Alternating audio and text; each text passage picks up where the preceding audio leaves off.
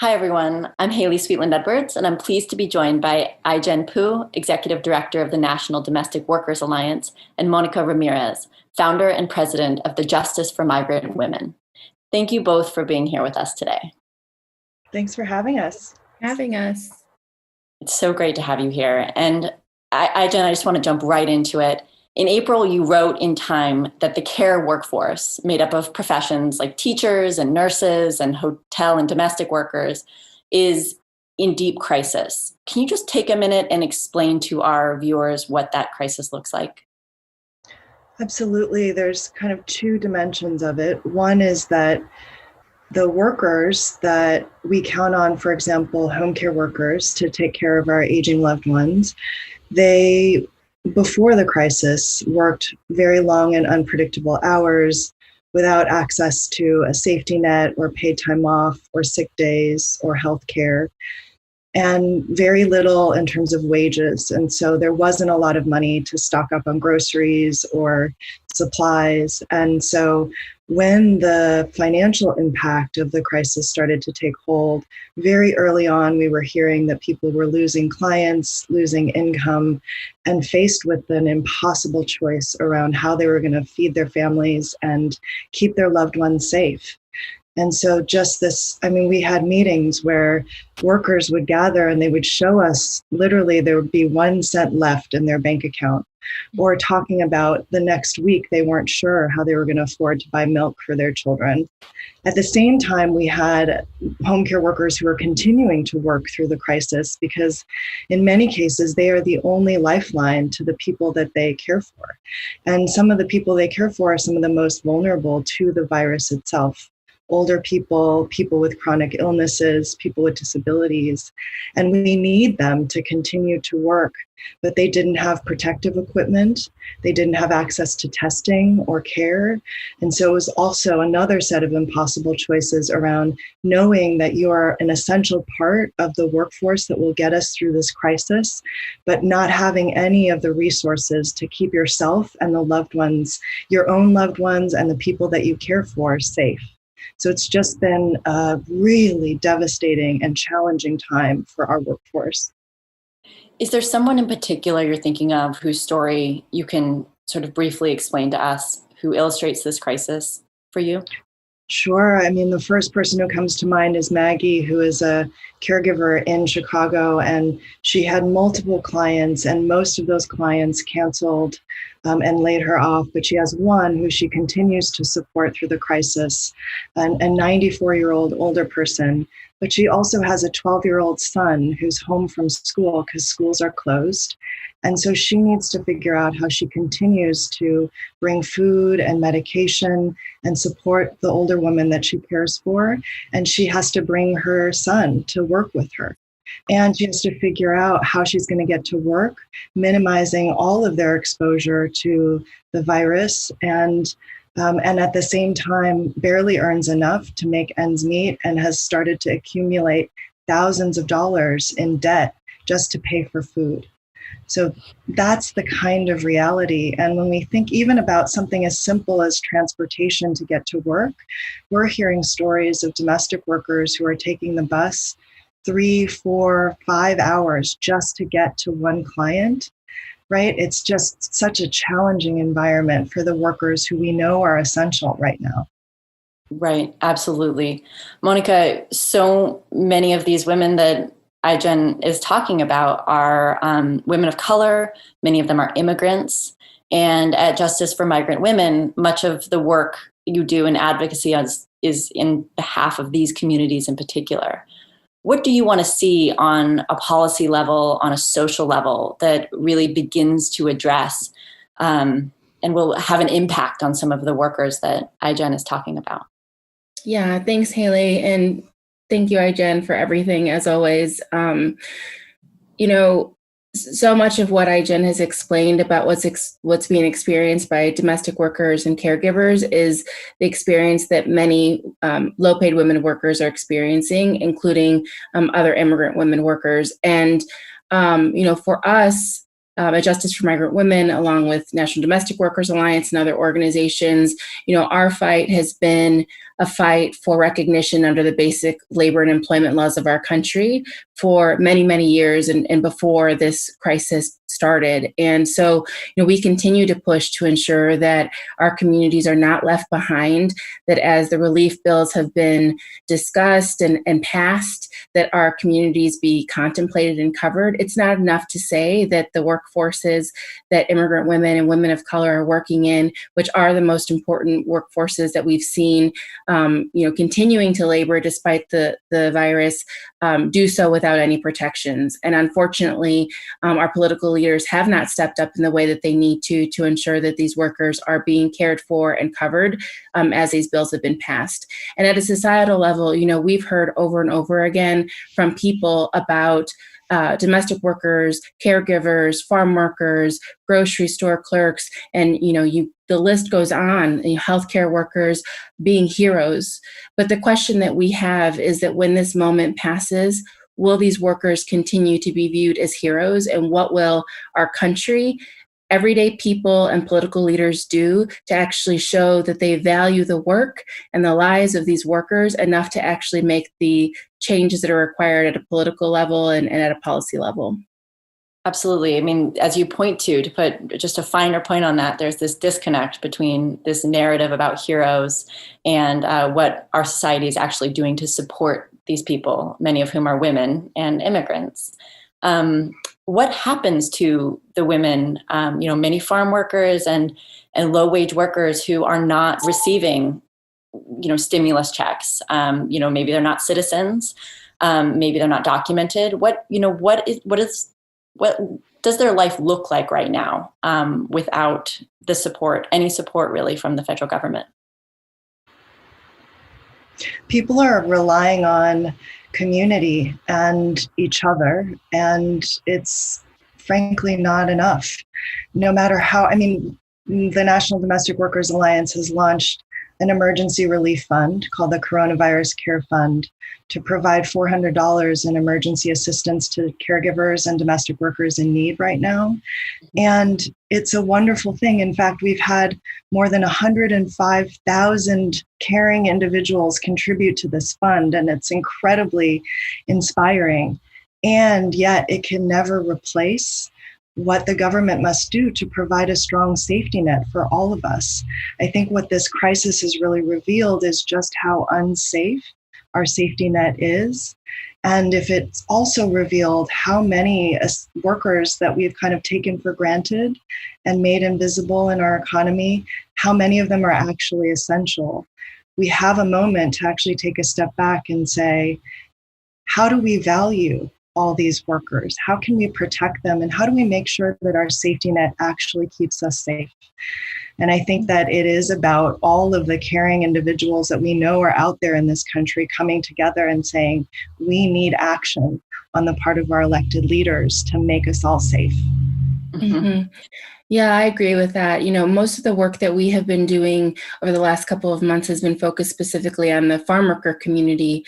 There are 2.5 million farm workers in our nation, and what we've been hearing from workers across the country is a feeling of instability across the board. So the economic instability, insecurity around whether they will become ill because they don't have the protective gear, fear that they're going to get their own family members sick because they don't have the protective gear and they continue to go to work.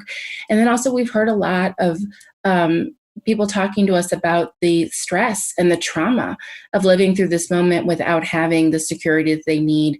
And this irony of being called essential workers, yet being left completely behind in these bills. And so, just as much as we believe that it is necessary for us to figure out how to provide funds and resources to get the workers the food and support that they need, we also need to figure out, what are we doing as a society to make sure that there isn't the disconnect between saying people are important and then not treating them as though they're important. And that also requires providing support around their mental health and the ability to have self-care in this moment of crisis, which unfortunately we're not seeing happen.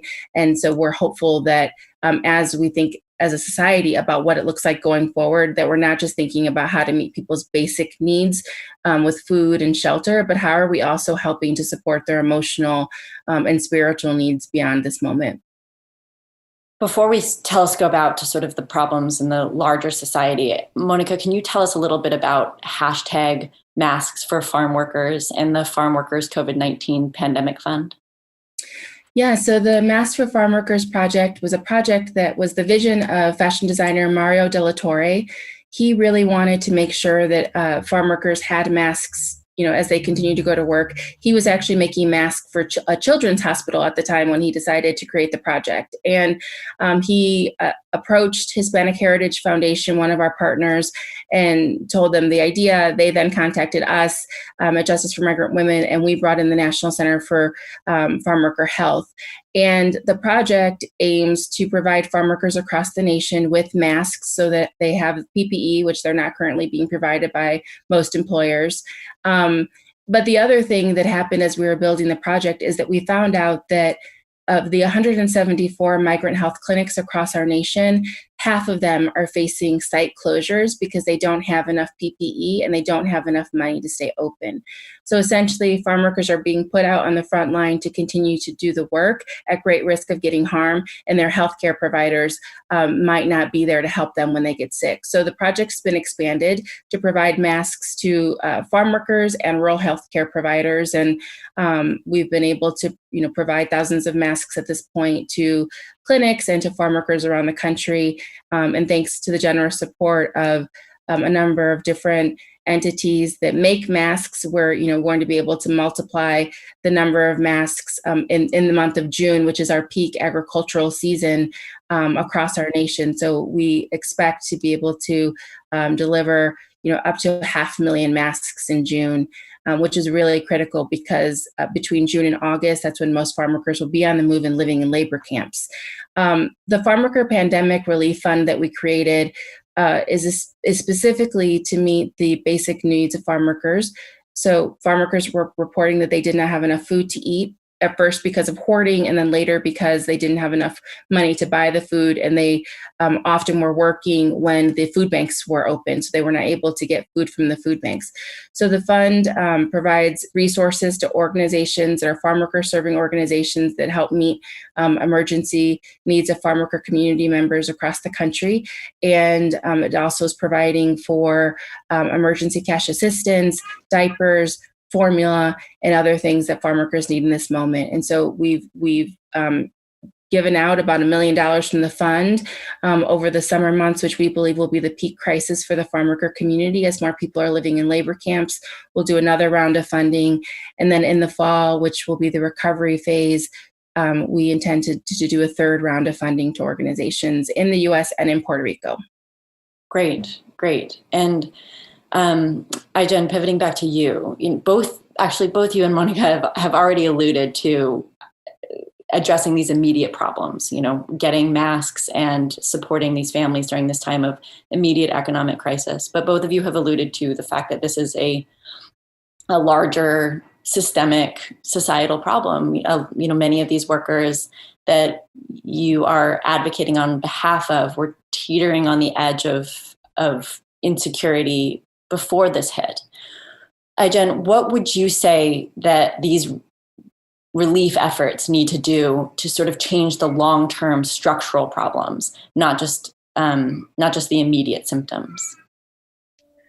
I think it begins with really understanding that there's so many people working in our economy, especially in the low-wage service economy that has been so devastated in this crisis, that did not have any real economic security or access to a safety net.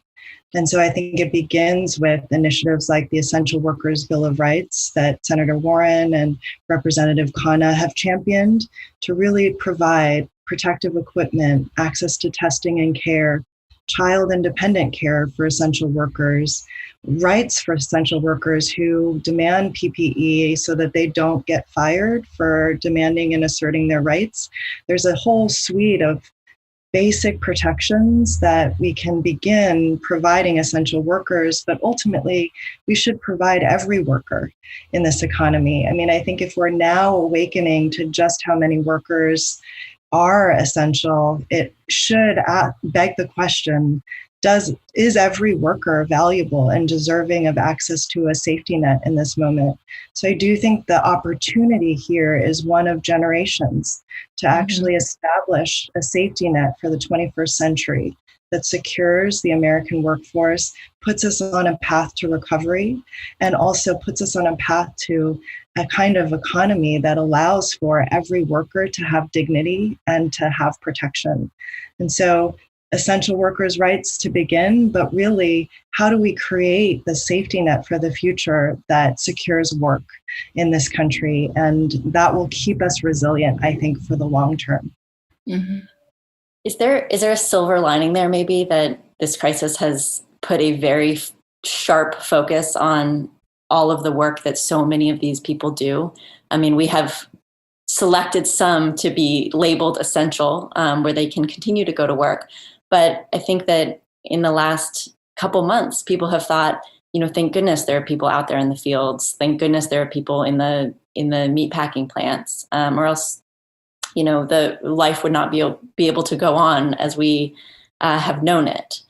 Are you seeing any of that appreciation crop up, or am I being a little too Pollyanna? Well, first of all, we take issue with the terminology around essential workers because not all of the workers who are essential workers were defined as such. And so we think it's important for people to just understand that all work and all workers are important and critical. And so we want people to not use that language to differentiate between what workers deserve rights and protections and which workers don't. But I do think that this moment has put a spotlight on many of the workforces that have been less visible, and because they have been less visible, have also been denied a lot of the benefits and protections that we've been talking about today. We started the Phenomenal Farm Worker Project before the pandemic really started to have its effects across the country, and so it's been giving us a lot of heart to see more people using the hashtag Phenomenal Farm Worker as they talk about farm workers, and they talk about farm workers being the heart of the food supply chain, and that is the case for other workers in other industries too. So that makes us feel like there has been a breakthrough in terms of finally showcasing and lifting up the important work that some of the low-paid workers across our country have always done. And now we're looking forward to the opportunity to continuing to build with people so that we can make sure that all of these workers have the rights and benefits that they need. And if I could just add to that, I think as somebody who works with care workers and caregivers, the fact that care workers are seen as part of the essential workforce, and the fact that so many families right now are kind of staring the the reality of caregiving in the face, both with children home from school and parents who've been taken out of nursing homes, and just so much caregiving and so much of life being centered around the home. I think there's also a new appreciation for the value of care in our lives. Just how challenging and how much work caregiving really is. And so I think that there's silver linings on many fronts here if we take this awakening and really turn it into lasting change at the policy level and in our culture, so that it extends far beyond this crisis and it makes us better as a society. I keep thinking, wouldn't it be an amazing thing if we look back on this moment and we talk about it and reflect on it with our children and our grandchildren, to say that this is the time when we as a country went through a horrendous crisis, but it taught us how to take care of each other and how to value each other in a different way. Absolutely. And crises are the times when we get to reinvent ourselves. And that's true for societies as well. We just have a few more minutes, and I wanted to end with a question from our audience. We have Bohannon, and I'm not sure if I'm saying your name right. I'm sorry if it's wrong, in the US. What do you see as the long-term social impacts of the pandemic? And that is that goes off what we were just talking about. Let's begin with you, Mónica. Well, the long-term social impact, I believe, from this pandemic is that it has allowed us to see the numerous inequities that exist, and it has given us a chance to figure out how we're going to address those. So it is not by chance that women of color and people of color in our country are becoming sick from COVID at higher rates. It's also not by chance that many of these workers who are in these low-paid jobs continue to go to work without the protection that they need. And the list of inequities goes on. And we now have a chance to say, how are we going to fix it forever? And who are we going to be building with, and how are we going to create this world of our dreams, which, iGen, myself, and many other organizers around the country have been working to create for a long time. But now there's a path that has been cleared to actually allow us to do the work, and hopefully an expedited manner, now with the help of thousands of people across the country and around the globe. And iGen? Oh, I would just add that I think that's absolutely right, Monica. And I would just add that it allowed us to culturally understand just how interdependent and interconnected we are, and helped us design solutions that leave no one behind.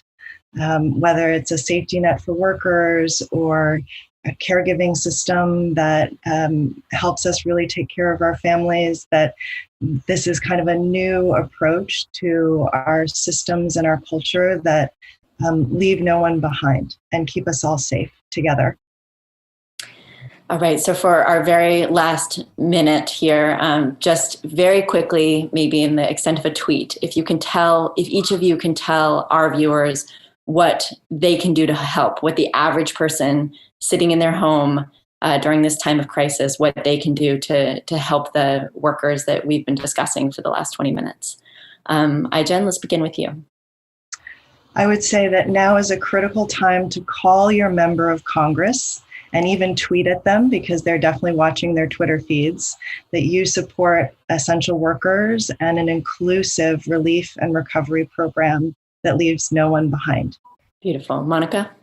Great. And I would say that we want everyone at home to continue to celebrate the work of all workers, to continue to question why workers are not being protected by the laws, and to help organize in their communities so that we can get the protection that workers need at the state level as well as at the federal level. Thank you, iGen and Mónica, for joining me today and for this important discussion on how we can better protect workers going forward.